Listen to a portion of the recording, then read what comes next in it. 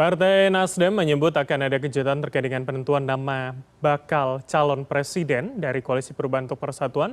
Bahkan koalisi ini disebut sudah atau sedang bertemu di sebuah pulau di Kepulauan Seribu untuk membahas siapa nama calon pendamping Anies Baswedan. Apakah sudah ada hasilnya? Apakah yang dimaksud kejutan adalah nama dari luar ketiga partai politik Koalisi Perubahan? Atau jangan-jangan nama yang memang jauh dari perkiraan publik hari ini? Dan untuk mengkonfirmasinya, sudah tersambung bersama kami melalui sambungan Zoom, PLT Sekjen Partai Nasdem, Hermawi Taslim. Selamat malam, Pak Taslim, apa kabar? Malam sehat, baik. Oke, alhamdulillah dalam kondisi baik. Tadi kalau di paket berita Pak Sugeng mengatakan 1-2 hari ini. Kalau hingga malam ini belum ada keputusan, apakah besok begitu akan diumumkan ke publik, Pak Taslim?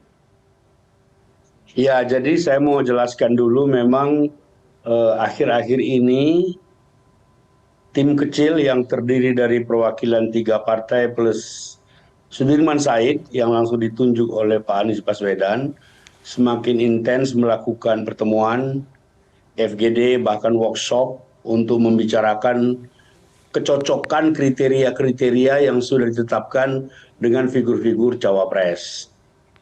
Benar juga bahwa minggu lalu seluruh pimpinan teras 3 partai bertemu di Pulau Kaliage, pulaunya Pak Surya, saya hadir juga. Banyak hal yang dibicarakan termasuk diantaranya tentang cawapres karena di situ juga hadir tim 8. Tim 8 itu komplit minus Willy Aditya yang waktu itu ada tugas khusus dari Partai Nasdem. 2 hari yang lalu kembali para pimpinan partai dari 3 partai ini bertemu lagi di Nasdem Tower untuk mengintensifkan nama-nama yang sudah dinominasi. Jadi yang dikatakan Pak Sugeng itu benar bahwa dalam waktu dekat kita sedang mencari waktu yang pas untuk pertemuan ketiga ketua umum. Syukur-syukur bisa memfinalisasi satu nama, tapi sekarang memang sudah terkristal beberapa nama yang karena komitmen internal saya tidak bisa ungkapkan. Beberapa itu berapa Pak, kalau boleh dibocorkan ke publik jumlahnya? Beberapa itu antara 3 sampai 5 nama. Tadi Pak Sohibul Iman sudah menyebut 3 nama. Itu akan diserahkan kepada pimpinan partai walaupun dalam perjanjian kerjasama antar partai poin 4 ditetapkan bahwa cawapres sepenuhnya ditetapkan oleh Anies Baswedan. Jadi saya duga mekanismenya nanti setelah pimpinan partai menetapkan 1, 2, atau 3 calon diserahkan kepada Anies, itu akan menjadi keputusan final 3 partai ini. Baik. Saya kira demikian. Kalau saya mengutip apa yang disebutkan Pak Sohibul Iman, berarti 3 itu adalah AHY, Aher, dan Khofifah begitu ya? 3 nama yang menguat ini Pak?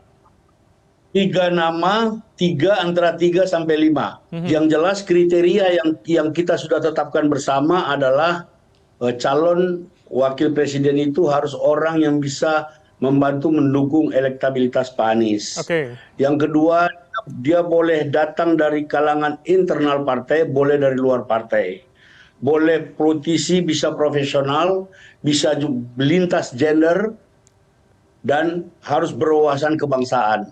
Nah, kriteria itu terus dikerucutkan, dipertemukan dengan kandidat-kandidat yang ada, dibedah semua latar belakangnya, ketemulah beberapa nama yang antara lain sudah disebut-sebut, baru sekarang sedang dicari waktu yang pas, karena ini pasti pertemuannya akan berlangsung lama, sedang dicari waktu yang pas agar ketiga ketua umum ini bersama para stafnya bisa bertemu dalam rentang waktu yang lama sekaligus. Jadi kita sedang membicarakan itu, sedang membicarakan teknis pertemuan tentang bagaimana bisa pembahasan ini akan mengerucut untuk kemudian diserahkan kepada Anies. Bahkan Pak Taslim, kalau kemudian Anda sebutkan, kalau Anda sebutkan 5 nama, 3 tadi sudah kita sebutkan begitu adalah kader internal plus Khofifah. Apakah 2 ini artinya memang berasal dari luar partai? Yang salah satunya disebut-sebut nama Sandiaga Uno begitu masuk di sana? Tadi kalau itu kan diusulkan oleh partai-partai. Nah, Mhm. Pak Sandiaga Uno selama ini relasi yang kuatnya kan dengan PKS. Tadi kita sudah dengar Pak Sohibul Iman mengatakan bagaimana posisi Pak Sandiaga dengan PKS. Nah, bisa juga pertemuan yang sedang dirancang ini adalah sekaligus dihadiri oleh Anies. Jadi bukan mustahil seperti yang dikatakan Pak Sugeng, pertemuan itu sekali pukul memunculkan satu nama. Itu yang dimaksud oleh Pak Sugeng sebagai kejutan. Ini kan ada dua tahap lagi. Mhm. Partai-partai, partai-partai sudah mendapat nama yang tersaring dari tim 8, tim kecil yang tadi saya bilang perwakilan partai-partai plus Sudirman Said. Lalu ketua-ketua partai ini mengerucutkan lagi untuk diserahkan kepada Anies. Atau dalam pertemuan itu Pak Anies hadir sekalian. Itu yang dimaksud Oke. dengan kejutan. Kejutan itu artinya nama yang selama ini tidak disangka atau kemudian bisa langsung satu nama begitu yang diumumkan, bukan kemudian tiga paling tidak nama tiga besar yang selama ini disebut Karena publik. rapatnya belum berlangsung, Mhm. yang Anda katakan itu semua mungkin. Bisa dalam sebuah rapat itu yang dihadiri oleh Pak Anies juga langsung akan disebut satu nama, Mhm. atau nama-nama yang terkristal ini disaring lagi oleh pimpinan partai, kemudian diserahkan kepada Pak Anies untuk ditetapkan sesuai dengan Traktat Perjanjian poin 4 di Oke. antara yang sudah ditandatangani oleh partai-partai. Ya, Kalau kemudian sudah ada perjanjian partai paling tidak yang kami publik tahu ditandatangani oleh tiga ketua umum, ya betul. Ya benar, mekanismenya benar. berarti memang akan diputuskan bersama yaitu tiga ketum dengan Pak Anies, atau kemudian tiga ketum ini akan memfokuskan beberapa nama baru kemudian di satu nama Pak Anies yang akan memutuskan. Tiga pimpinan partai ini akan merumuskan beberapa nama untuk diserahkan kepada Pak Anies. Tadi bisa saja teknisnya dalam pertemuan itu Pak Anies hadir sekalian dibahas. Ini beberapa nama silakan Anda putuskan. Apakah Anda perlu waktu dan seterusnya. Semangat itu yang dikatakan oleh Pak Sugeng sebagai kejutan, di samping figurnya sendiri bisa jadi figur yang selama ini juga samar-samar tidak begitu terpublikasi di media. Oke, Jadi Pak. Mhm. saya ulangi lagi ada dua alternatif pertemuan. Yang pertama, pimpinan partai berkumpul, dapat beberapa nama yang tersaring diserahkan kepada Pak Anies yang menentukan, atau dalam pertemuan itu Pak Aniesnya datang sekalian. Mhm. Oke. Setelah itu lalu diputuskan. Oke, tapi Demikian. harapannya adalah publik mengetahui hanya satu nama begitu ya, yang kemudian disampaikan ya, Pak Oh Taslim. iya, yang nanti akan keluar ke publik itu satu nama dan itu final. Oke, berarti kami tidak akan mendengar tiga nama, masih akan digodok lagi, kami tidak akan di PHP begitu ya, nanti masih akan menunggu. Jadi tiga nama atau beberapa nama atau PHP itu kan internal kita, internal dalam proses penggodokan. Oke. Jadi yang dikatakan Pak Sugeng itu adalah bisa saja kejutannya dua kali pertemuan pimpinan partai kemudian diserahkan kepada Pak Anies, atau pertemuan ketua-ketua partai bersama Pak Anies sekaligus. Itu semangatnya. Saya paham betul karena ikut semua dalam proses ini. Oke, kalau begitu ini yang menarik juga Anda katakan tadi tentu adalah melengkapi celah elektoral bagi seorang Anies Baswedan. Ini berarti artinya Iya, yang semakin spesifikkah akan misalkan ke Jawa Timur, Nahdlatul Ulama akan menggunakan juga skema nasionalis religius begitu. Itu masih akan digunakan nanti? Jadi kriteria-kriteria yang kita bangun itu sudah cukup komprehensif, bisa dari partai, bisa dari non-partai koalisi, bisa lintas gender, bisa dari organisasi manapun. Yang penting dia kompatibel dengan Pak Anies, bisa memperkuat elektabilitas, dan dia punya wawasan ke depan secerdas Pak Anies sehingga dia bisa bahu-membahu mendorong keindonesiaan di dunia internasional. Oke, berarti kalau begitu publik tidak salah begitu ya ketika menafsirkan dari sejumlah premis tadi, misalkan ke nama Kofifa begitu, karena Jawa Timur dan Ulama ini lebih paling tidak dominan misalkan dibandingkan nama Aher dan juga AHY yang kita sebutkan tiga besar tadi. Jadi publik itu tidak pernah salah. Publik selalu benar.